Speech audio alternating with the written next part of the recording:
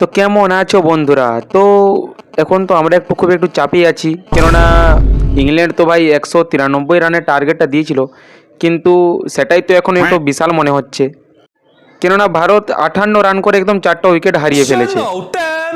আমরা যেভাবে তাদের উইকেট নিয়েছিলাম, এখন তো তারা তার থেকেও ভয়ঙ্করভাবে আমাদের উইকেট নিচ্ছে। আমার তো প্রথমেই মনে হচ্ছিল যে ইংরেজদেরকে হালকাই নেওয়া যাবে না। এদিকে যশস্বী জয়সওয়াল তো মনে করছে ভাই এত কম রান, এটা তো আমি একদম 20 ওভারেই শেষ করে ফেলবো।